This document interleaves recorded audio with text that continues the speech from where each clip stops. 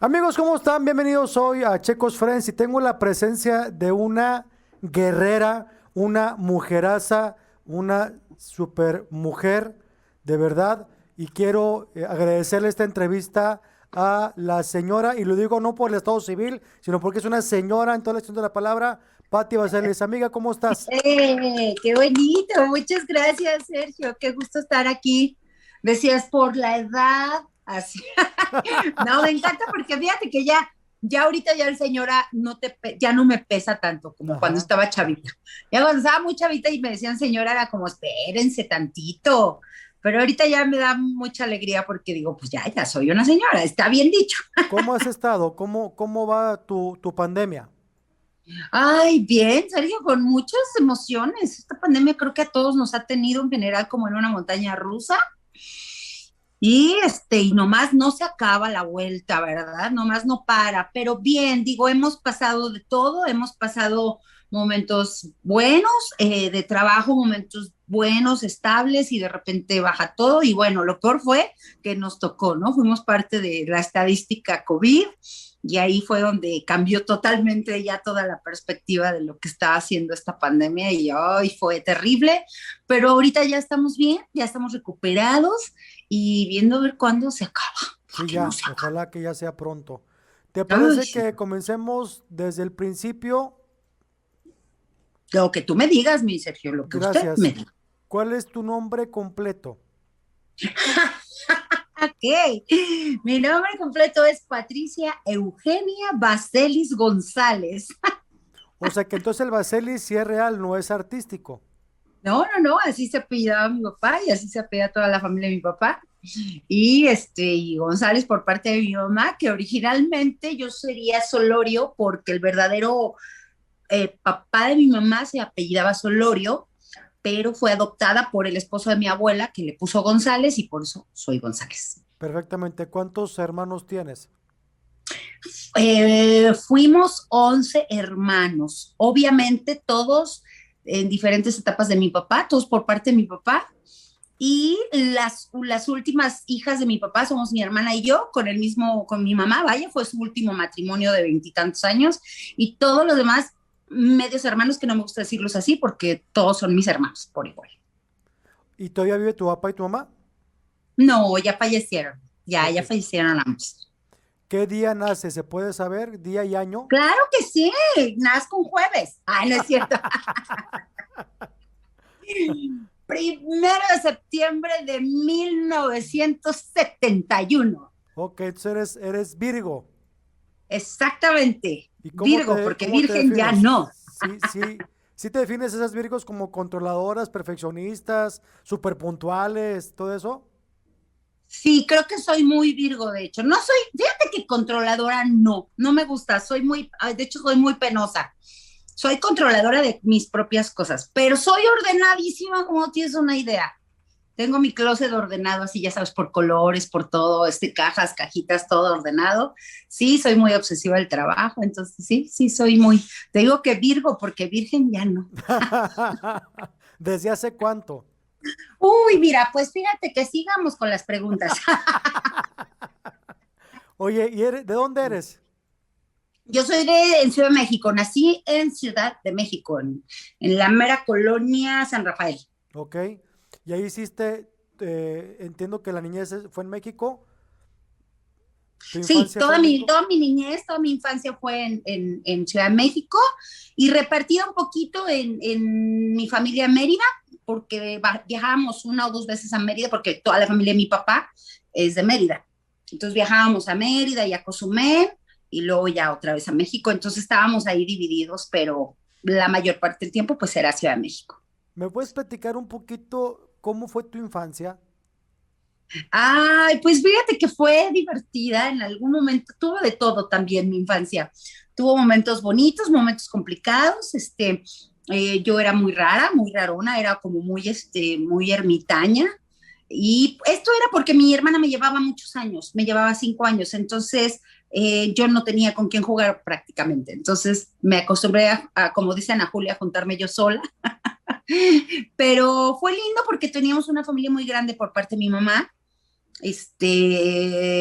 tenía muchísimos hermanos también mi mamá, entonces teníamos muchísimos primos y entonces todos los domingos era de ir a ver a los abuelos y a los tíos y a todo el mundo, entonces era, bueno, no, era domingo de plaza, o sea, era una locura juntarnos todos ahí. Entonces, bueno, en general fue divertido, me gustaba mucho lo que me estaba pasando con toda la familia y siempre me gustó esta onda de la artisteada. Mi papá se dedicaba a ser comediante, mi mamá dejó de ser cantante para cuidarnos, entonces pues toda mi infancia y toda mi niñez crecí pensando en subirme a un escenario para hacer algo. No sabía qué, pero algo. ¿Tu papá era comediante? ¿Cómo se llamaba tu papá? Mi papá era de la vieja guardia y era conocido por los bajos mundos como Mario Baselis, el Yucatán, Ok. porque como él era de Yucatán, Ujú. él se vestía con guayabera yucateca y él salía a hacer su show, y se decía un yucateco hecho a la capital. Ok. Así decía que era él, porque además, como él desde muy joven se fue a México, todo el acento yucateco se le quitó y prácticamente hablaba muy serio y todo como chilango. Ujú, Entonces ujú. no hablaba como yucateco mi papá, por eso decía, soy un yucateco hecho a la capital. Entonces toda mi infancia también fue rodeada de muchísimas giras de mi papá, nos llevaba a todos lados, nos llevaba a Monterrey, nos llevaba a Tijuana, Mexicali, entonces recuerdo mucho estar tras bambalinas de los teatros, de los bares.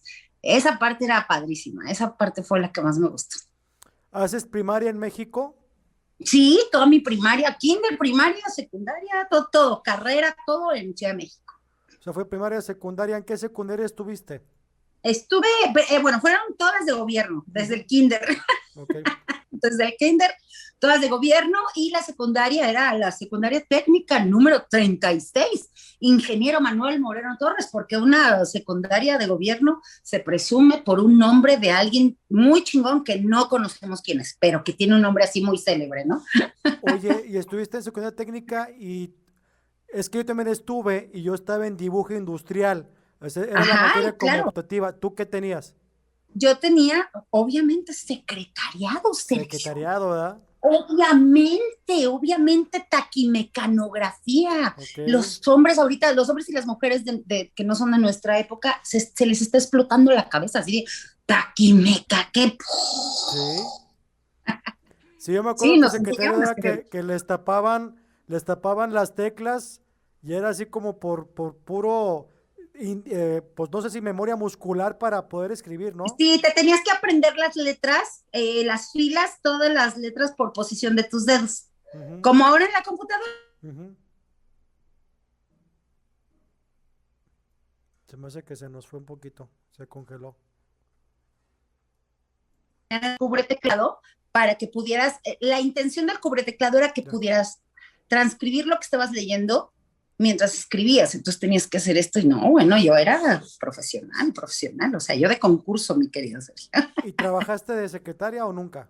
Fíjate que no, realmente no. Yo me quedé, yo había puesto como tres opciones y el secretariado fue porque mi hermana creo que estudiaba secretariado y lo puse como opción. Yo quería dibujo técnico, fíjate, Ya, pero fíjate. no me dieron esa habilidad.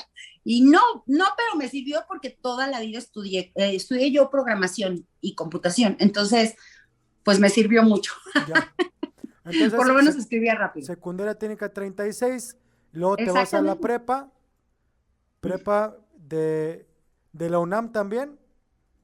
Bueno, en la prepa te decía que tuve ahí un lapsus, porque yo en tercero de secundaria, a finales de segundo de secundaria y tercero, entré a estudiar computación, programación para sistemas Apple 2E, programación basic. Y entonces me gustó mucho. Y cuando yo salí de la secundaria ya estaba yo trabajando, ya daba yo clases de computación. Ok. Entonces, prácticamente la prepa no la hice, me la salté porque me dediqué a trabajar. Ujú. Entonces después decidí presentar un examen de la prepa para tener mi prepa.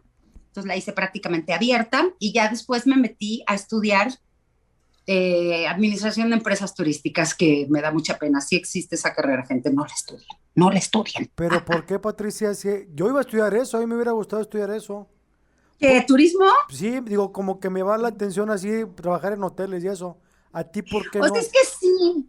O sea, es que ahí te va. la licenciatura en administración de empresas turísticas te enseñaban cosas que para puestos que hasta la fecha no necesitas como estudiar esa carrera. Es cierto. Claro, hotelería, chance, y sí te enseñaban cosas importantes y restaurantes, pero la mayoría de la gente que trabaja en hotelería y que trabaja en todos los lugares, pues, la verdad no lo estudio. O sea, estudian administración o otro tipo de puestos, entonces como de, ay, no, yo no sé por qué. Ahora, fíjate, estudié agencia de viajes, ya ni existen. Tienes razón, sí, es cierto. Sí, se queda un poco obsoleta la carrera, Oye, pero entonces, bueno, la estudié porque yo quería tener un título, ajá. básicamente. Y acabas la carrera y sigues trabajando en computación. Sí, fíjate que yo me clavé cañón con la computación y en ese tiempo yo estaba muy niña, no podía hacer la licenciatura y las licenciaturas eran muy pocas, en muy pocas escuelas existían y la mayoría eran diplomados o cursos que te daban de programación. Entonces yo fue lo que empecé a hacer, tomar cursitos y yo ya trabajaba, yo ya tenía a mis 16 años, yo fui gerente de informática de una farmacéutica. ¿Cómo crees? Y realmente, sí, entonces yo lo que hice realmente es estudiar la carrera porque yo quería un título. Yo decía, es que si no puedo tener un título de computación, quiero un título y por eso estudié turismo. Pero yo todavía terminando casi mi carrera, seguía yo en computación hasta que un día, pues sí, dije, tengo que dedicarle un poco a la carrera y me metí a trabajar y estuve en Taesa, en el aeropuerto. Trabajé en agencias de viajes y luego en Taesa en el Para la aeropuerto gente que y no ubica Taesa, Taesa era una aerolínea importante de México que no sé si luego era, primero fue Saro y luego Taesa, total. O sea, las importantes eran México y Mexicana, eran las más caras, sí, ¿no? Taesa era como Volaris. Ándale, ajá, sí. Era como Volaris, como Interjet. Bueno, más bien como Interjet, porque las dos quebraron. Ay, sí. Entonces, pero se volvió una muy buena opción. A mí me tocó una época de Taesa muy buena, muy buena. Nosotros vendíamos los boletos ahí en este mostrador. No, no tienes idea qué trabajo, porque además te digo, las computadoras existían solo para checar las reservas, pero los boletos los hacías a mano. Ujú, ujú. Pues tú tenías que hacer todo el cobro del boleto y todo a mano, no era de como ahora de, ay, imprime tu boleto y ya, ay, no. Entonces era un trabajo terrible porque tú llegabas a las 5 de la mañana al aeropuerto y no había que la gente antes por internet, ¿cómo se llama? Reservar su vuelo. Llegaban y decían así, ¿de qué vuelo tiene ahorita Patapachula? Y así, entonces ahí vendías los vuelos. Pero fue un trabajo que me gustó mucho, era muy pesado, pero me apasionó mucho, mucho tiempo estuve trabajando ahí. ¿Cuánto tiempo estuviste en Taesa? Como 3 años, Ajá. ¿Qué edad como tenías tres ahí años. más o menos? Empecé a trabajar a los 17, 18, no es cierto, 2 años, porque a los 19 me salí de Taesa. Ajá. ¿Y te saliste por? Porque me tuve que ir a vivir a Mérida. Mis papás decidieron irse a vivir a Mérida. Yo ya tenía un hijo, ya me había separado. Y mis papás así de la nada dijeron, ah, ya nos queremos ir a vivir a Mérida porque ya mi papá ya estaba retirado de la comedia y pues quería regresar a su lugar de origen. Y yo vivía con ellos, entonces pues no había opción, ¿verdad?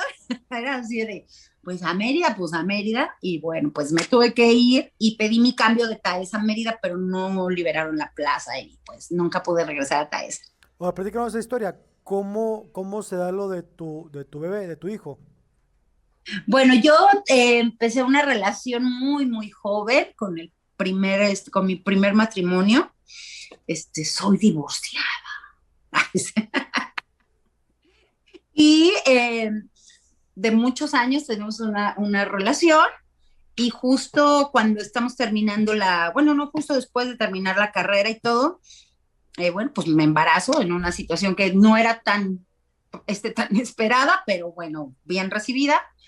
Pero pues estábamos jóvenes, la verdad, y yo tenía muchos problemas. Yo estaba bajo una relación ay, bastante complicada, mi querido Sergio, con, con mucha violencia psicológica, física. Entonces, pues bueno, en ese mundo nació mi chavito y me separé, obviamente, por lo mismo.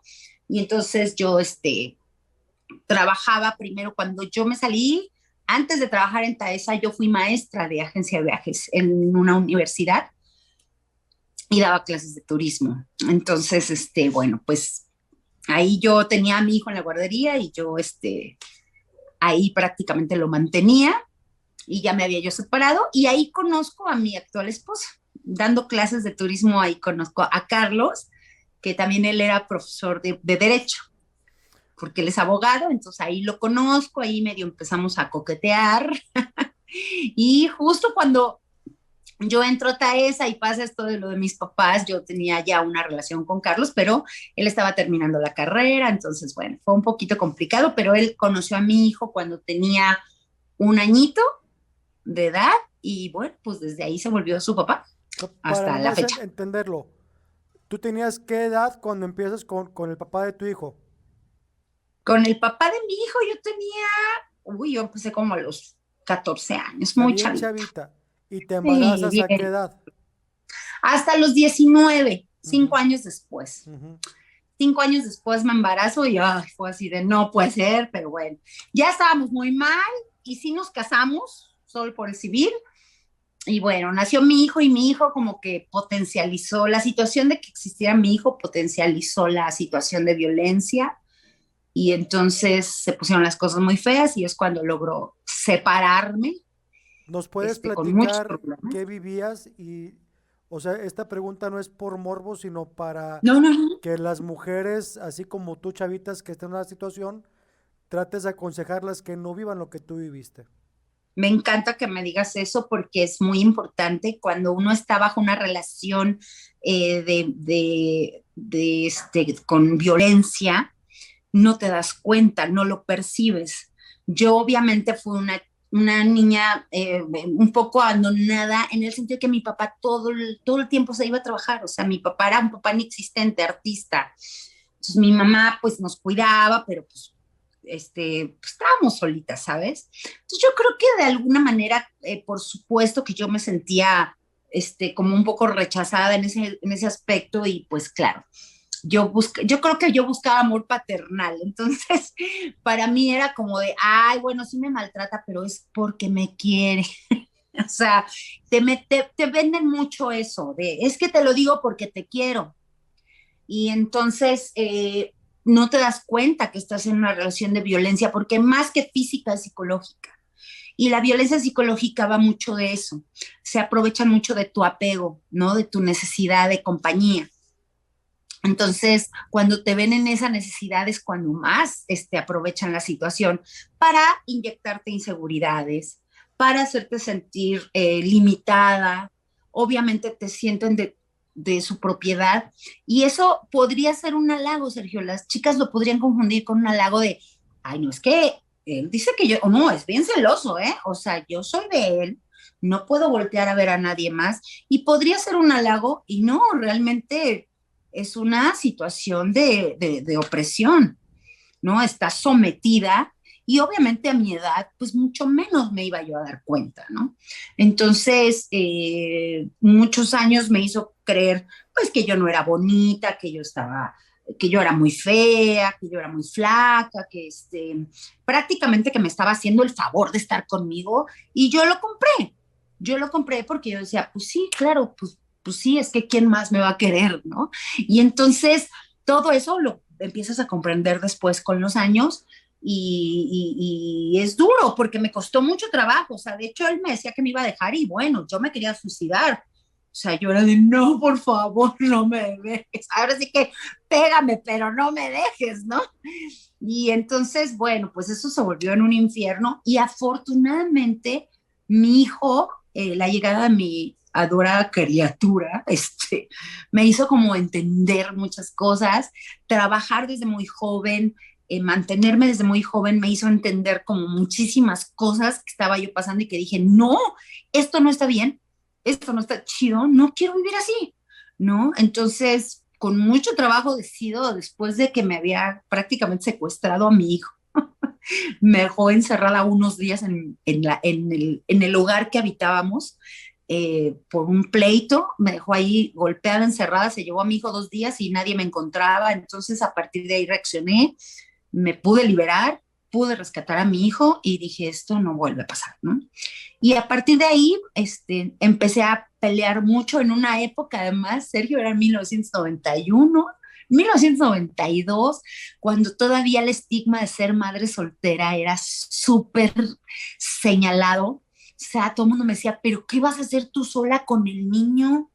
Estás muy joven, no, tienes que tener un marido que te respalde. Entonces, todo mi núcleo de amistades, que en ese tiempo eran mis amistades, decían, los mismos papás de mis amigos decían, ¿cómo que ya se separó? Ay, no, no, mijito, ¿qué va a hacer aquí tu amiga esa sola con el niño? O sea, para ellos era muy malo verte con un niño sabiendo que te habías divorciado. Entonces, fue una etapa de mucho aprendizaje que ahora créeme, me da hasta risa, no tanto la violencia que viví esa, no, me da mucha risa y me da mucho gusto saber todo este cambio que estamos viviendo, de que ya eso ya pasó, ¿no? O sea, de que ya ahorita, ya el hecho de ser mamá soltera o de que te divorcies, pues ya no es una marca más para una mujer en la sociedad, porque sí se siente, creo que fue lo más difícil, fíjate, de mi separación, el que la gente entendiera que yo era una mamá soltera y entonces me veía, o sea, si yo salía con alguien que me invitaba a salir, ya era una prostituta. ¿Cómo si tiene un hijo? Y yo, pues sí, pero quiero salir, o sea, entonces todo eso era mal visto. Me tocó la peor época para ser mamá soltera, de cómo, porque estás abandonando a tu hijo, cómo te atreves a quererte divertir si tienes un hijo. Pero bueno, afortunadamente siempre vi por mi hijo, siempre estuvo conmigo, lo cuidé y conocí muy rápido a mi esposo, que ahora llevamos 28 años juntos y que él me ayudó muchísimo a salir de esta situación. ¿Me puedes platicar qué pasó por tu mente en esos 2 días de encierro y secuestro y cómo le hiciste para salir? Fíjate que no me habían puesto a recordarlo. Muchas gracias, Sergio. Ya me voy. Ya no sirve el internet, ya me congelé. No, no, Si fíjate lo que quieres no lo. platicar, si no, No, brincamos a otra claro cosa. que sí, no, no, no, ya sabes, los comediantes luego hacemos chistes donde no van los chistes porque nos ponemos nerviosos. Por eso somos comediantes. No, es una broma. Realmente, te soy honesta, es la primera vez que me lo preguntan y es muy interesante porque no lo he analizado. Yo estaba en una situación pensando en cómo me iba a divorciar, cómo iba yo a poder sacar a mi hijo adelante sola, qué me iban a decir en mi casa, cómo iba yo a recuperar a mi hijo y cómo le iba yo a hacer, porque sabes que a pesar de que yo era dependiente, digo, era independientemente, económicamente, perdón, independiente, ay Dios, o sea, yo no dependía de él para vivir, sino que los dos aportábamos para vivir, pero yo sabía que con mi puro sueldo no iba a lograrlo. Y estaba yo planeando esos 2 días en cómo me voy a salir, lo denuncio, no lo denuncio, y si le hace algo a mi hijo, que obviamente no, porque era su papá y nunca ha sido un mal padre en ese aspecto. Y mucho, mucho pensé en mis papás, ¿sabes? Yo no entendía, porque estaba yo muy joven, tenía yo 20 años, y no entendía por qué mis papás no se daban cuenta de la situación. Mi mamá fue criada en este patriarcado tan marcado de tú hazle caso a tu marido, ¿no? Y, y todo, si te pegas, tu culpa, básicamente. Entonces mi mamá me decía, es que no te puedes divorciar, por favor, es tu marido. Entonces era como de, yo no soy así, como que yo estaba encerrada en una época que no era la mía, Sergio, eso era lo que yo sentía. Sentía mucha frustración y más, te juro que ahorita que me dices, recuerdo mucho planear 2 días, cómo me iba a salir por la ventana y cómo la iba yo a abrir. Ese era mi. No lo hice porque afortunadamente mi mamá afortunadamente se dio cuenta y fue la que llegó a buscarme porque no sabía de mí en 2 días y fue la que me pudo abrir.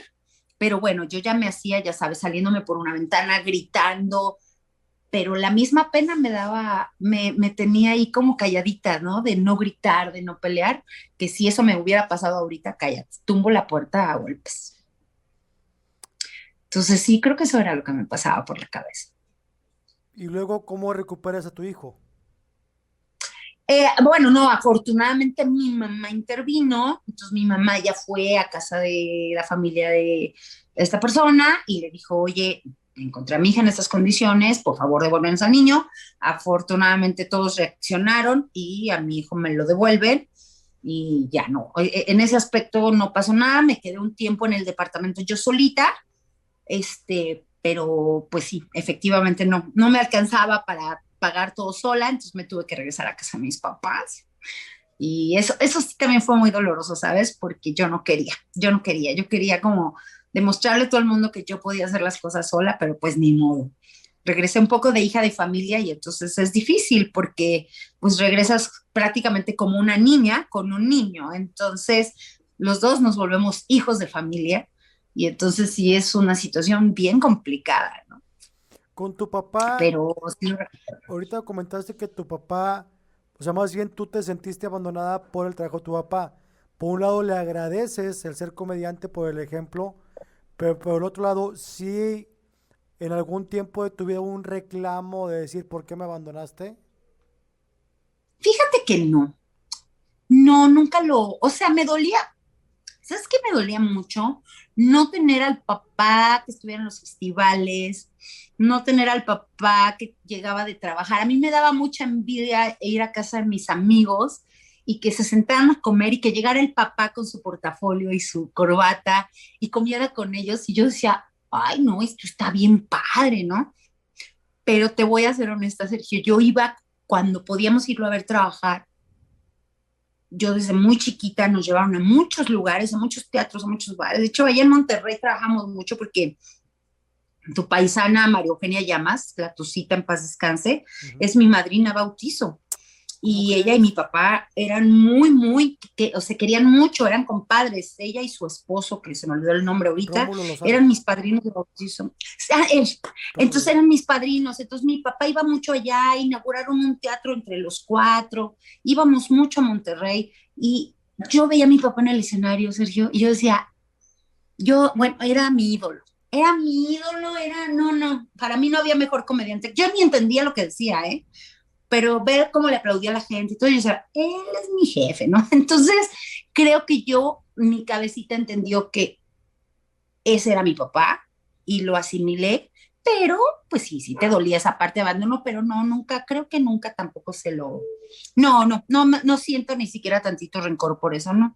No, porque si hubiera querido yo un papá normal, pues no sería el comediante que fue, ¿no? Y a mí me gusta saber que él hizo ese trabajo que ahora yo hago, ¿no?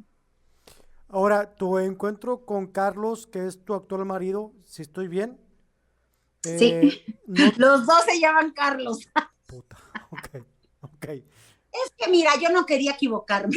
¿verdad? Oye, Fue casualidad de la vida, perdón, gente. al principio sí fue como, qué padre que estoy con él porque de cierta manera me está rescatando, o sí fue como, no le quiero entrar porque traigo traumas de la relación anterior. Fíjate que fue muy bonito porque nos enamoramos muy rápido, fue un clic súper rápido y lo que me dio así, lo que me doblegó totalmente fue que conoció a mi hijo y se enamoró de mi hijo. Y eso, bueno, me hizo caer, porque además, antes de conocerlo a él, yo había tenido dos relaciones pésimas con dos personas que me trataron horrible por esta situación de ser mamá.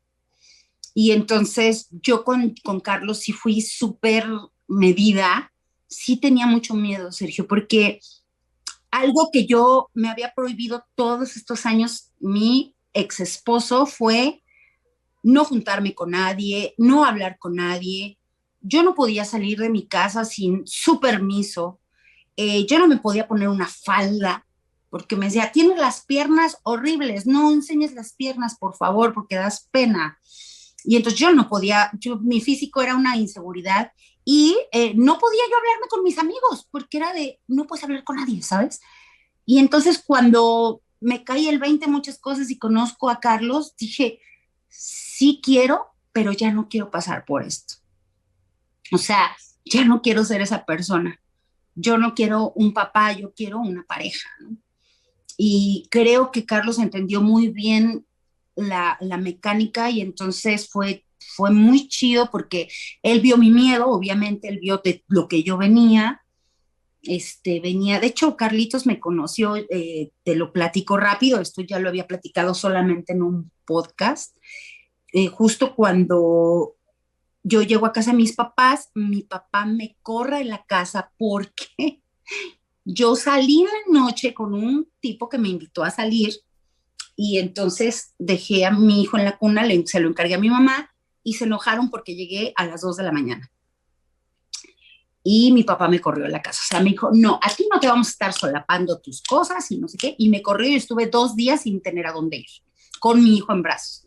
Fue un shock terrible. ¿Dónde te El quedaste, papá de Pati? mi hijo, fíjate que la primera noche me quedé en casa de un amigo que estaba recién casado y al otro día, pues no, obviamente estaban muy preocupados y yo en mi pena le dije, no, ya me voy porque mi papá me va a recibir, pues cuál.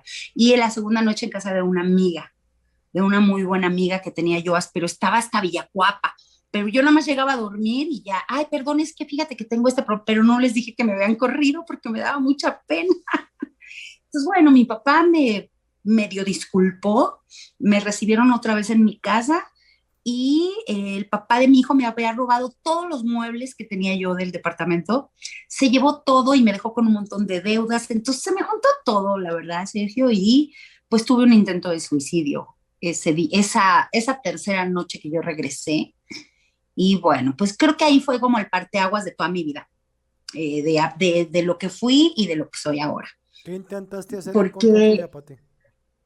me tomé unas pastillas, porque yo decía, nadie me quiere con mi hijo, soy una mala madre, soy una mala mujer, soy horrible. Mis papás me reprochaban mucho lo del divorcio. O sea, mi mamá me decía, es que no te diste divorciado. Había yo tenido una relación muy cortita con un amigo que, pues sí, había química y todo, pero su familia no me quería porque yo era mamá soltera. Y entonces prácticamente me había dicho, ¿sabes qué? Pues no se va a poder porque pues no te quieren en mi casa, ¿no? Entonces era como, ay, un choque. Claro que fue una salida muy tonta en ese momento, pero bueno, pues era lo que pasaba por la cabeza de una mujer de 20 años que había vivido un maltrato de tantos años. Y mis papás, pues no medían, no, ellos tampoco lo hacían a propósito. Entonces, cuando yo conozco a mi esposo, perdón, a mi actual esposo, el papá de mis hijos, yo estaba saliendo de la situación del intento de suicidio, estaba yo muy mal anímicamente y todo, y entonces él fue el primerito que se enteró porque nadie sabía, y fue como muy padre porque como que él entendió todo lo que estaba pasando y entonces me ayudó muchísimo a salir adelante, o sea, más allá de verme como una presa, porque era lo que todo el mundo veía en mí, de, ay, porque eso sí te decían, ay, una soltera, mira, nada más cógetela y déjala. Es en serio, esa era la mentalidad de muchas personas. Y Carlitos no, o sea, Carlitos como que dijo, ah, no, espérate, aquí hay algo padre. Y bueno, pues se enamoró de mi hijo y todo, entonces me hizo sanar muy rápido esa herida, fíjate. Muy, muy rápido. Fue una terapia bien padre que vivimos los dos.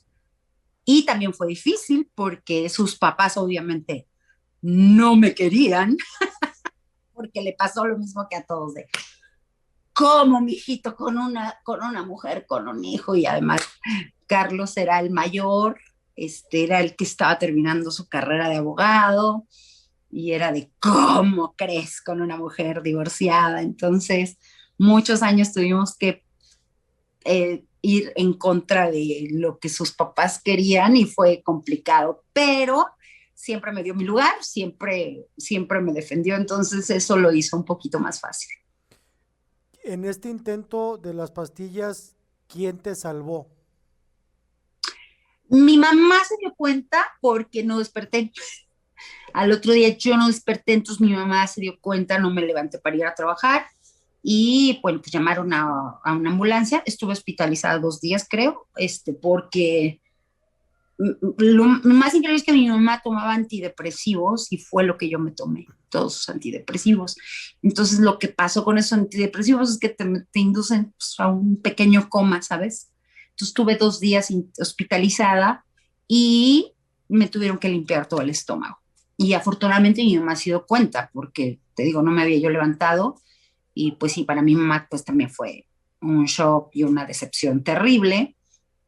Y también fue, por supuesto, una puerta muy, muy, muy a la mano para mi ex esposo, porque en cuanto supo que yo había tenido ese intento de suicidio, me fue a decir que ahora sí ya tenía papeles en la mano para poderme quitar al niño, ¿no? Y entonces, hoy sí sufrí un par de semanas, obviamente no pasó, obviamente no, afortunadamente no pasó, pero ay, fue un shock porque esa es otra también, ¿no? El estigma que te hacen por un intento. O sea, la gente en lugar de preguntarte o de preocuparse por qué estás intentando hacer eso, te reprochan de cómo te atreves, tienes un hijo, qué inconsciente eres, ¿no? Y entonces, ahora aguántate todos los reproches de la gente y es como, espérense, o sea, algo me estaba pasando, pregúntenme qué me estaba pasando, ¿no? Pero bueno, afortunadamente, te digo, dentro de toda esta pesadilla, pues ahí estaba muy a la mano Carlitos, tiempo muy pegadito que había pasado y él sí lo vio así, o sea, él sí estaba muy preocupado por, ya nos conocíamos del trabajo, pero me decía, ¿qué te está pasando? ¿Por qué hiciste esto? ¿No? ¿Qué día te das cuenta que esto ya se acabó muy... Porque estabas deprimida a final de cuentas. Estás en una Sí, super estaba depresión. deprimido, ¿Cuándo sí. dices tú, ah, cabrón, te levantas y dices tú, oye, ya estoy bien, ya no siento depresión? Fíjate que me tardé, Sergio, porque justo cuando conozco a Carlos y empezamos esta relación tan padre, pues ya recupero a mi hijo, ya estoy más tranquila, es cuando mis papás deciden irse a Mérida. Put. No, tiempo después, ¿eh? Porque yo me metí a Taesa, perdóname, yo me metí a Taesa, me cambié de trabajo de la escuela y me metí a Taesa. Entonces, bueno, pues obviamente viví mucho esta angustia porque mi mamá me dejó de hablar. O sea, a mi mamá le costó muchos años perdonarme el susto que le metí. Entonces, yo vivía en casa de mis papás y mi mamá no me hablaba. Entonces era muy triste, ¿sabes? Mi papá, como, fíjate, mi papá que pensé que iba a ser el más recio en entender esto, fue más comprensivo. Él dobló un poquito más las manos, ya no viajaba tanto mi papá, ya cuando yo ya tenía a mi hijo, mi papá ya no trabajaba como antes. Entonces ya lo veía más tiempo yo en casa. Amaban mucho a mi hijo, eso sí, mis papás amaban mucho a su nieto, pero mi papá fue un poquito más comprensivo, pero la relación con mi mamá se fracturó muy feo en ese tiempo y entonces fue muy difícil porque, pues no, de cualquier cosa que yo hacía para mi mamá era muy molesto, la tenía yo en alerta, estaba asustada, entonces fue complicado y luego pues también pelear un poco con la familia de Carlos porque pues no me querían y el pobre estaba también en una situación de no me dejan, prácticamente no me dejan ser, muy criticado, y tardó un poco, o un mucho más bien, y te voy a decir cuando sentí mucha paz. Cuando yo me voy a Mérida, Carlos se queda en México porque él estaba terminando la tesis, no me podía alcanzar, nos separamos y esa separación fue súper triste, ya sabes, de Romeo y Julieta casi casi. No había computadoras, gente, entonces no era de conéctate en el Facebook o nos vemos en WhatsApp, sino era de vamos a hablar por teléfono y las llamadas costaban carísimas, las largas distancias.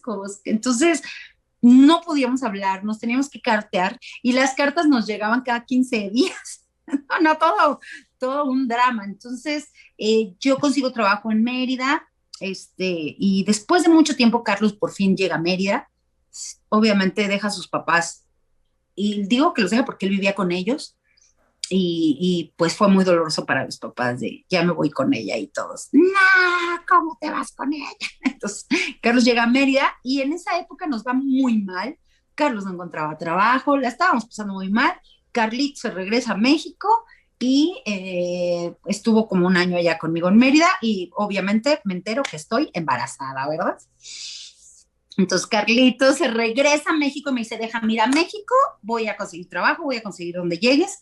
Y bueno, nos tardamos un buen rato en poderme venir a México.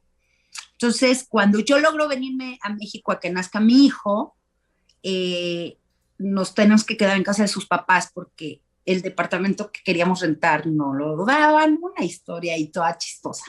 Y mi hijo lo tengo que dejar en Mérida porque como voy a dar a luz y estoy sola, me dice mi mamá, que ya estaba un poco más tranquila conmigo, me dice, déjame a tu hijo, tú vete y yo te cuido al niño. Y entonces eso me causó muchísima culpa, porque era de, no, por favor, pero bueno, nació mi segundo hijo y mi hijo nace en diciembre y justo en febrero, Sergio, y aquí es el punto que me preguntabas, conseguimos un departamento, nos cambiamos, empezamos a habilitar todo, no teníamos nada, empezamos de cero, no teníamos, nos dábamos en el suelo, solo teníamos el colchón y la cunita del niño y me empiezo a apurar, apurar, apurar para poder tener un cuarto y poderme traer a mi otro hijo, que ese era mi llanto de todos los días, ¿no? Tener a mi hijo, a mis dos hijos juntos y eso fue en febrero y en mayo estábamos ya trayendo a mi hijo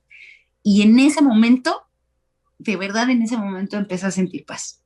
Hasta ese momento, o sea, hasta ese momento empecé a entender que ya mi vida empezaba a tener sentido, que ya estaba yo encontrando la familia que tanto peleé, que me había encontrado un buen hombre, que ya tenía mis dos hijos juntos, que ya me había independizado a mis papás, que ya no había yo visto, bueno, al papá de mi hijo, él seguía viendo a su hijo muy de vez en cuando, pero ya me había liberado de muchas cosas y a partir de ese momento como que me sentí con muchísima paz y esa depresión y esa angustia que tanto tuve durante todo el embarazo y el otro embarazo y todo, se había quitado. Dos Fue un preguntas, caminito largo. dos preguntas. Una, ¿cuándo tu mamá te comienza a hablar? Y dos, ¿por qué no diste a luz en Mérida? Ok, la de Mérida está muy chistosa. Mi mamá me empieza a hablar cuando se da cuenta que mi relación con Carlos se gana a mi mamá. Carlos embolsa a mi mamá de una manera espectacular. Mi mamá lo empieza a querer muchísimo y creo que eso fue lo que ayudó a que mi mamá entendiera la situación y como que empezara como a medio perdonarme, ¿sabes? Entonces cuando ya nosotros estamos en Mérida, ya mi mamá es mucho más cordial, es es como más buena onda, ya empieza como a ceder un poquito y entonces, bueno, realmente el día exacto no, pero sí recuerdo, perdón, sí recuerdo mucho, mucho esa sensación de que ya mi mamá ya estaba un poquito mejor. Debo decirte que creo que mi mamá después de eso le dio diabetes cuando pasó lo de mi intento de suicidio. Y entonces ella juraba que por mi culpa le había dado diabetes.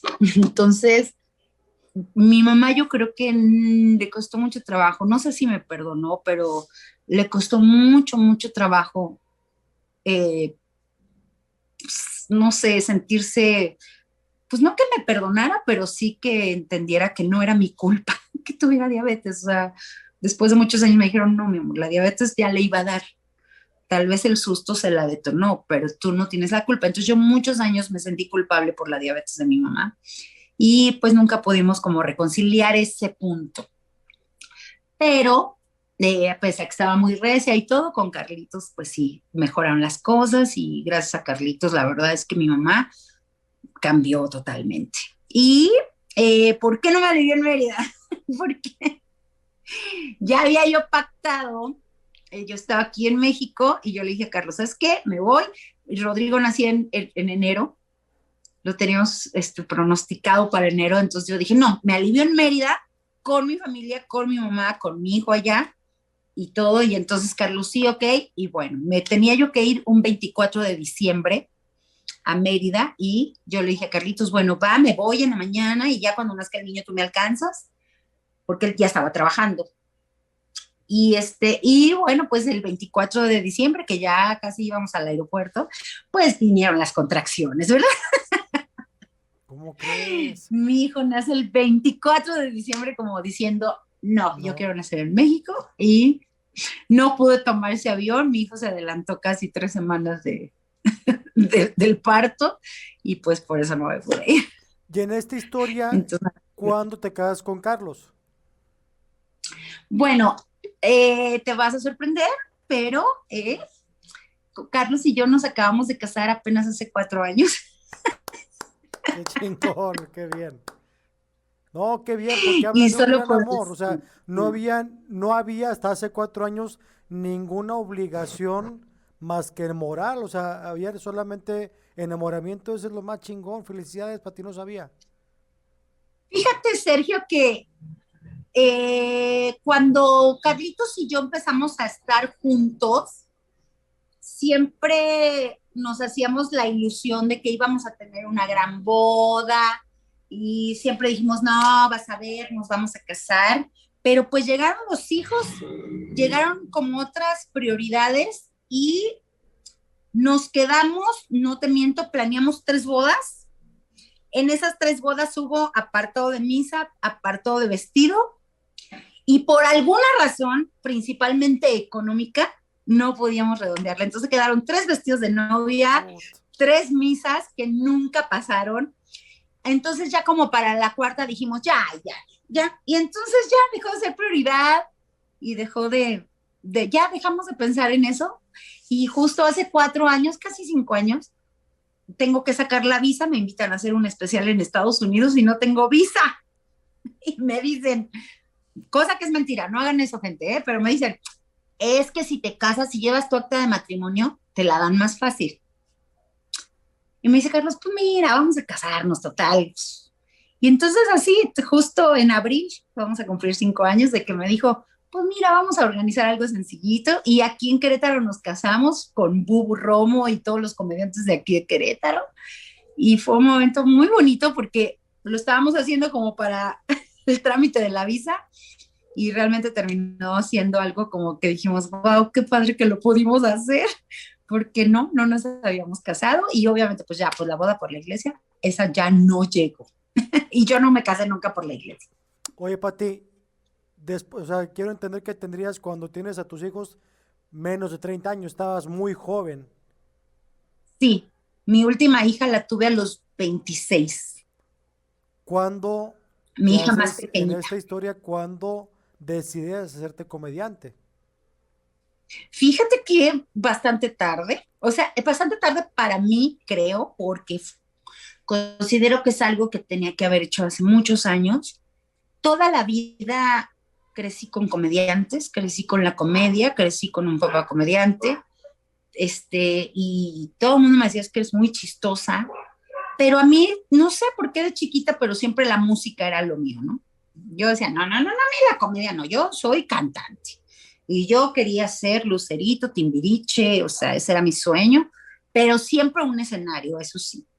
Y mi papá tenía una comedia, Sergio, muy padre. Mi papá era un comediante que, pues ahora considero que hacía stand-up de personaje. Él, todos sus chistes los decía en verso Ujú, por lo de las bombas yucatecas. ujú, ujú. De hecho, me estaba acordando que tenía un show que se llamaba Si el norte fuera el sur, como la canción de De Arjona, Arjona, con ajá. Chis Chas, que seguramente conoce a Chis Chas, Perfectamente, que era un perfectamente. comediante. Era muy amigo de Chis Chas y tuvieron una gira de muchos años con Si el norte fuera el sur y se peleaba el Yucatec con el de Monterrey. Y todo eso lo escribía mi papá y lo hacía verso. Entonces mi papá hablaba de política en verso. Se echaba versos y versos. Entonces, pues yo en mi niñez me era muy difícil aprenderme tantos versos de mi papá. Entonces me decían, a ver, Pati, haz un chiste como tu papá. Y yo, es que no me sé los versos y yo no sé contar chistes. Entonces yo decía, es que yo no sé contar chistes, no soy buena porque mi papá no es cuenta chistes, yo no sé contar chistes. Me costaba muchísimo trabajo contar chistes, entonces yo por eso decía, no, es que lo mío no es la comedia. Entonces, bueno, después de muchos años, cuando nace mi hija Mariana, que ya estábamos juntos, ya estábamos establecidos en Ciudad de México, eh, yo quería trabajar los fines de semana porque yo decía, pues tengo que aportar, porque pues 3 hijos era una broncota, ¿no? Y mi hermano, que también fue comediante y era cantante, me dijo, oye, pues si quieres trabajar los fines de semana, te meto a un grupo musical versátil, que conozco a unos amigos y trabajan en bodas y todo, y te vas de cantante los fines de semana. Y entonces hace 23 años exactamente comencé mi carrera de cantante en un grupo versátil para bodas, que se volvió mi trabajo durante muchísimos años, Qué padre. que fue un trabajo muy bonito, muy pesado, pero muy bonito. Y después ya me hice solista, después ya yo le tiraba mucho a la música y empecé a hacer shows de comedia con música involuntariamente, fíjate. Yo cuando dejo ya el grupo versátil y digo, ya no quiero ir a bodas, ya no quiero ir a 15 años, por favor, me meto a cantar en bares y empiezo precisamente en un bar que se llamaba Los Comediantes en México y empiezo también en peñas, entonces empiezo a hacer trova y entonces la trova pues es muy linda para que la puedas relatar, ¿sabes? Ujú, Para que puedas platicar ujú. la anécdota. Entonces me puse a contar anécdotas y era muy chistosa. Y entonces todos mis compañeros me decían, es que tú eres comediante. Y yo, que no soy comediante. Es que está muy chistoso tu show. Y entonces ya me empezaron a poner en horarios con otros comediantes. Y yo, pero es que yo soy de música, no importa, haces reír a la gente. Entonces, obviamente, Sergio, todo esto me llevó a que cuando encontré el stand-up hace 8 años y veo un video y digo, ay, mira, yo sé hacer eso. O sea, yo sé contar historias, yo no sé contar chistes, yo sé contar historias. Eso es lo mío. Entonces, bueno, pues me apasioné, dije, eso sí lo quiero hacer. Tomé mi curso hace 8 años, dejé la música y aquí estoy, ¿Con quién tomaste el tratando de curso? hacer reír. Con Tomás Strasberg Ajá. en Ciudad de México, de los primeros cursos que se dieron. Yo soy como su tercera generación, creo, o cuarta, de Tomás. Ahora, de estar en Sí, México todo tomé el el tiempo curso. para ti, ¿por qué se fueron a Querétaro? Fíjate que nosotros nos vinimos a Querétaro hace 14 años Ujú, por cuestiones de seguridad. Yo había tenido un mini secuestro en un taxi cuando estaba yo trabajando en la música, ya ujú. ya nos habían asaltado, ya como músicos, ya ves, luego nos llevaban a trabajar como en ferias y en ferias del pueblo y ya nos habían asaltado, ya se habían metido a mi casa una vez y la inseguridad, los temblores me tenían muy nerviosa y además esta sensación de tener a mis hijos viviendo en un departamento chiquito, yo decía, no, no, esto no me gusta, no es vida chida para ellos y entonces mi esposo y yo habíamos dicho, vámonos a algún lado donde podamos rentar una casita en vez de departamento. Originalmente nos íbamos a ir a Cuernavaca, pero mi esposo tiene aquí familiares y nos dijeron, vengan a ver y chéquenlo y vinimos, nos encantó. Yo en ese tiempo me dedicaba, además de la música, yo, como te dije, siempre me dediqué a la programación y todo eso, no lo dejé, siempre estuve como aprendiendo, entonces yo ya tenía una empresa que se dedicaba a hacer diseño de páginas web y Ujú. diseño gráfico. Y yo ya tenía como muchos clientes. Cuando yo empecé mi curso y eso, yo ya tenía mi empresita y todo lo manejaba por el internet, o sea, todo me lo pedían por internet. Trabajaba yo para agencias de viajes principalmente, para operadoras de viajes, y entonces yo podía hacer mi trabajo desde donde fuera. Entonces, cuando decidimos venirnos a Querétaro, dije, perfecto, me voy a Querétaro, me llevo todo mi equipo, me llevo mi oficina, aquí contraté personal, y así es como nos vinimos para acá, por cuestiones de seguridad, y no me arrepiento nada, porque les cambió la vida a mis hijos y a mí. Pati, tú eres una guerrera en toda la acción de la palabra. Y un día te llega un doctor y te dice, señora, usted tiene cáncer. ¿Qué pasa con Pati Sí. Vaselis en ese momento? Uy, fíjate que el cáncer siempre he creído que es un tema muy difícil cuando no ha existido en tu entorno, cuando muy pocas, cuando muy pocas personas lo han vivido de lejos o que lo has vivido de cerca con una amiga o algo. Pero cuando no lo has tenido en algún familiar o cuando alguien no lo ha vivido, tú piensas que nunca te va a pasar. Esa es la parte más difícil, cuando tú dices, no, hombre, a mí no me va a pasar, no, hombre, ¿cómo crees? No, hombre, a mí qué va a dar. Y sí, efectivamente, en mi familia no había antecedentes de cáncer y menos de cáncer de mama. Entonces fue, lo último que pensé que me iba a dar era cáncer de mama, o sea, es lo último. Entonces fue muy difícil porque generalmente hay cáncer hay un tipo de cáncer que es genético, que ya sabes que le dio a tu abuelita, como la diabetes, ¿sabes? Que ya está ahí en tu familia y que dices, híjole, a lo mejor y me toca, ¿no? Ujú. Pero cuando no ni siquiera tienes una referencia como una posibilidad, pues es muy difícil porque estás enfrentando prácticamente algo que no conoces por ningún lado. Yo 5 años antes, una de mis mejores amigas en Aguascalientes fue diagnosticada cáncer de mama y todo lo viví porque la fuimos a cuidar, la fuimos a apoyar y fue una situación tremenda. Ella está bien, gracias a Dios, pero por Dios, de verdad que en ningún momento pensabas de, es que si me pasara a mí. O sea, yo era la cuidadora, la que a mí nunca me va a pasar. Entonces sí fue un shock emocional muy fuerte porque no sabía lo que me iba a enfrentar, no sabía lo que me iba a pasar. Fue muy rápido, me lo detecté muy, muy rápido. Además venía yo, esto también lo he platicado mucho, yo venía de una gira de un mes en Colombia, de hacer mucho stand-up allá y me había ido súper bien. Entonces yo venía en mi mente con que ya estaba yo dando un paso más en la carrera de Patti Vaselis. Entonces, pues prácticamente fue una puerta que se me cerró así como diciendo, mira, todo está bien bonito, pero ¿qué crees? Ahorita ya no vas a poder avanzar, ¿no?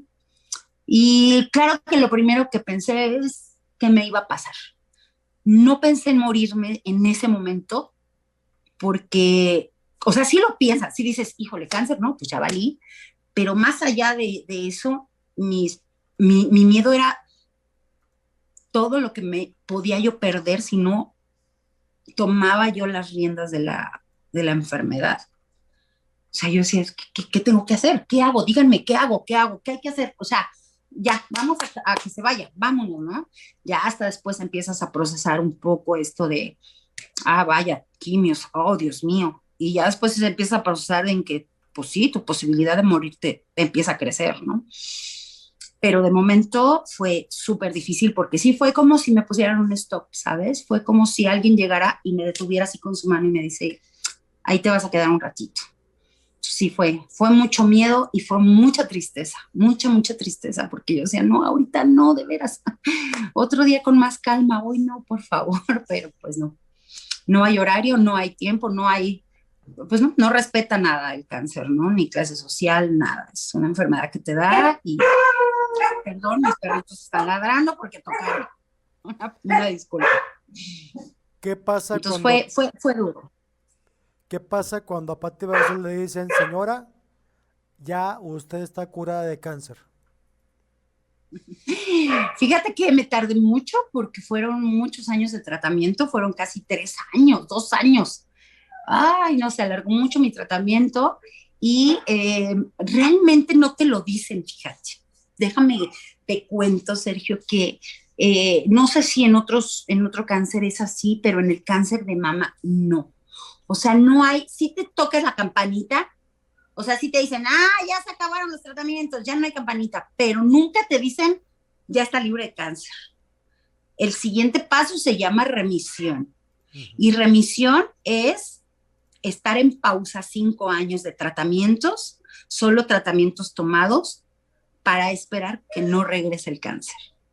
Entonces, en ese lapso de los 5 pueden ser hasta 10 años, estás en remisión y hasta que pasen esos años te dan un alta oficial. ¿Y ahorita en qué Porque etapa de vamos? alguna manera, en remisión, tengo apenas 2 años en Ok, remisión. ok. Tengo 2 añitos en remisión y sí se siente raro porque todavía no, como que todavía no levantas así la bandera de ya la libré, o sea, todavía no, siempre está ahí la posibilidad de que el cáncer regrese y entonces por eso tienes revisiones cada 6 meses y sigues tomando medicamentos que son como quimios. Yo tomo un medicamento que es como una quimio diaria que tengo que tomar durante 5 años para evitar que el cáncer regrese por lo menos al mismo lugar a donde te dio. Entonces, eso no te da la posibilidad de celebrar y de decir, ya no tengo cáncer. De hecho, no te ilusionan. Cuando acabas el tratamiento, dicen, bueno, señora, ya acabamos. La vemos en 3 meses. O sea, ya estás en remisión. Pero no te dicen, oiga, muchas felicidades. No, no te lo dicen. es muy angustiante, pero también entiendo que está muy triste que te ilusionen y que a los 2 años regrese o al año regrese el cáncer. Entonces, vives un poco con ese temor, pero se siente muy lindo voltear, ver hacia atrás y ver todo lo que has librado. Yo ahorita estoy en esa etapa justo, Sergio, de poder voltear y ver todo el camino avanzado y digo, wow, wow, o sea, ha sido un camino enorme, largo, lleno de piedras, lleno de puentes, y qué padre que lo viví y qué padre que estoy aquí. Entonces, no sé si más adelante me los vuelva a topar, pero al menos ya sé cómo tengo que brincar los puentes, los hoyos, ya sé cómo esquivarlos, y eso me da un poco de tranquilidad, ¿sabes? Mucha tranquilidad. En estos más o menos, estás hablando de una historia de aproximadamente 30 años de vida, que fueron a lo mejor 20 años buenos y 20 años de mucho tristeza, dolor, sacrificio. ¿En algún momento dado de tu vida no has hecho un reclamo hacia el cielo, Dios, la vida, y decir, ya suéltame, cabrón? Sí, sí, sí lo he hecho mucho. De hecho, ahora que pasó lo del COVID, ahí fue donde exploté. Con el COVID me enojé muchísimo, muchísimo, muchísimo, porque además era de, a ver, espérame, o sea, acabo de salir del cáncer, o sea, no es posible, ya me diste demasiadas cosas. Sí, es como de, ¿por qué a mí? Porque, ¿sabes? Hay alguna frase que me ha pegado mucho todo este tiempo porque todos mis compañeros y mis amigos que me han dado tanto cariño y que me han apoyado inconscientemente y en la broma me dicen, bueno, Batimir, ¿por qué te pasan tantas cosas? Es que a ti te pasa de todo.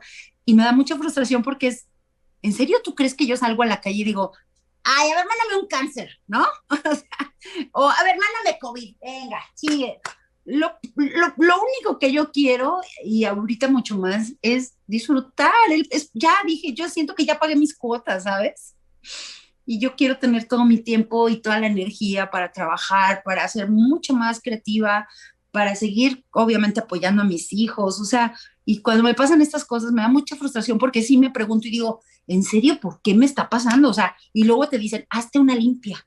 Y es como de, ¿en serio? ¿Me tendría que hacer una limpia? Entonces, ahora que mi esposo estuvo tan grave, porque ahora le tocó a él nunca había estado enfermo, entonces estuvo muy, muy grave. Sí estaba yo muy enojada, Sergio. Déjame decirte que yo me quedé aquí en casa con oxígeno, rabiando de coraje, de ya. O sea, ya déjame en paz, o sea, ya suéltenme, o sea, quien tenga mi muñeco vudú, así que me lo devuelva, ¿no? Porque sí me dio mucho coraje y creo que se vale. O sea, sí se vale. O sea, yo sé que mucha gente te dice, Dios sabe por qué hace las cosas y yo digo, bueno, qué bueno que lo sepa Dios, pero que me lo informe, o sea, que me lo explique, que me mande una cartita diciendo, mira, yo sé por qué, es por esto, ¿no? Pero pues no, nunca he entendido esto de, es que Dios le da sus mejores batallas a sus mejores guerreros y yo, no, en serio, yo no soy buena guerrera, soy pésima, o sea, no, ya no puedo, o sea, ya estoy muy cansada, ya no estoy en edad de librar batallas. Entonces, pues tratas de entender un poco, pero sí es muy frustrante porque la realidad, mi estimado Sergio, es que pues no vas a encontrar esa respuesta. No la voy a encontrar, o sea, no va a haber una respuesta que alguien me diga, no, mira, sí fue una brujería que te pusieron, o no, mira, sí, te lo buscaste, fíjate que Dios ya nos dijo que fue porque de joven hiciste muchas travesuras o porque tomaste una mala decisión y estás pagando tu mala decisión. O sea, no va a haber alguien que te dé la respuesta y eso es mucho más triste. Entonces, ya vives con miedo, ¿sabes? Sí vivo con miedo. Te soy honesta y eso no se lo he dicho a nadie, pero todos los días es, ay, Dios mío, que hoy no me pase nada, por favor. Y a lo mejor es una Bueno, pregunta imagínate. solamente al aire. ¿No crees que es como que, oye, estoy pidiendo que te acerques y no te acercas? O sea, te estoy mandando cosas para, oye, de las orejas, oye, acércate, reza más, ponte en mis manos. No lo sé, Sergio, no lo sé, porque claro que nosotros recurrimos siempre al apego de la fe cuando más necesitas. Eso me queda muy claro. O sea, yo desde el cáncer tuve un acercamiento muy cañón, me dediqué a, de hecho, desde el cáncer yo me acostumbré ya a meditar, a rezar, y lo he hecho desde el cáncer, que fue lo que me llevó a eso, ¿no? A decir, hay que tener fe, porque eso sí, también agradezco mucho la fe, porque si no tienes de dónde agarrarte es terrible. Entonces, bueno, a mi manera, yo siempre me considero una persona de mucha fe y siempre que estoy en una situación así, y aunque no lo estoy, siempre estoy en mis meditaciones, en mi agradecimiento, en mis rezos. Entonces, a lo mejor, bueno, no sé si me está diciendo, únete a una, senda, a una secta, pero eso sí creo que no lo voy a hacer y le voy a fallar. Pero no lo sé, sí lo he pensado, porque a veces digo, claro, porque cuando necesito es cuando le pido. Entonces trato de no pedirle. Yo siempre soy decir, de hecho, ahora que estuvo tan grave mi esposo, yo más allá de pedirle que lo curara, yo solamente le decía, dame tranquilidad para resignarme a la decisión que vaya a pasar, ¿sabes? Entonces, no me consideraría como que me estuviera diciendo acércate, porque creo que sí he estado a mi manera, ¿eh? Obviamente, no, si me preguntas si voy a la iglesia, eso claro que, pero sí tengo mucha fe, mucha, no tienes una idea cuánta fe tengo. A pesar de todo lo que te he contado hoy, sigo teniendo fe. Pati, te admiro, te quiero, aunque sabes que nos hemos visto poco, ¿no? Pero sí, hoy más que nunca con esta Sí. entrevista, esta plática, eres una mujer que hay que admirar, hay que escuchar y de veras agradecidísimo con esta entrevista que hoy me brindaste.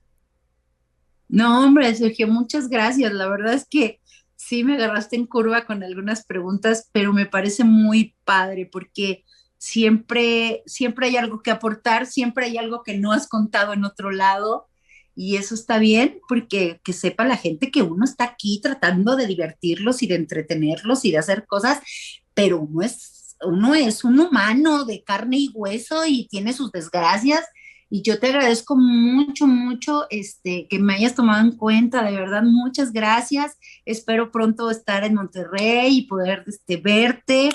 Quiero ver un show tuyo, por favor. Gracias, claro que sí. Y gracias por considerarme, de verdad, te lo agradezco mucho, Sergio. Yo también te admiro y también te aprecio muchísimo y sé que prontito esta pandemia que termine nos va a hacer que podamos vernos y poder juntarnos en algún escenario por ahí. Vas a ver que sí. ¿Me puedes, por favor, compartir tus redes sociales?